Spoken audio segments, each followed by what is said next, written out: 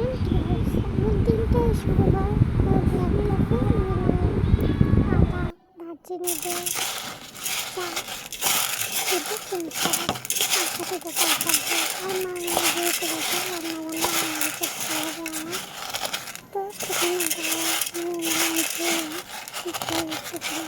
পেঁয়াজ, মরিচ সব কিছু দিয়ে, রসুন দিয়ে, একটুখানি হলুদের গুঁড়া দিয়ে বসাই দিলাম চুলায় ডাল হওয়ার জন্য।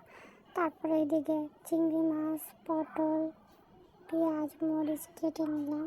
কেটে নেওয়ার পরে একটুখানি তেল, লবণ, হলুদ, জিরা গুঁড়া, বাটা কোনো মশলা ইউজ করি নাই, এটা দিয়ে হাতেই মাখাই দিচ্ছি।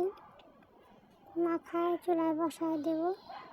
প্রথমে আমি কোনো জল ইউজ করব না, ভেজে নেব একটুক্ষণ। তারপরে হাত ধোয়া পানি দিয়ে দেবো এটার মধ্যে।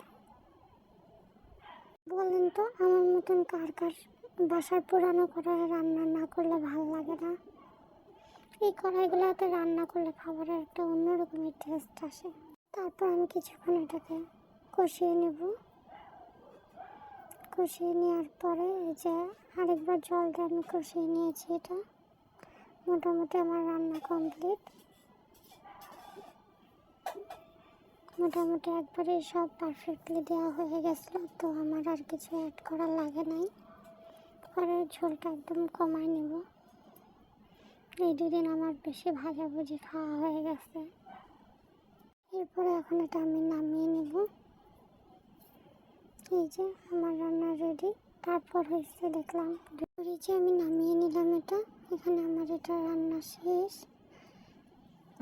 তারপরে আমি ডালটাও হয়েছে, বাটিতে নামিয়ে নেব এখন।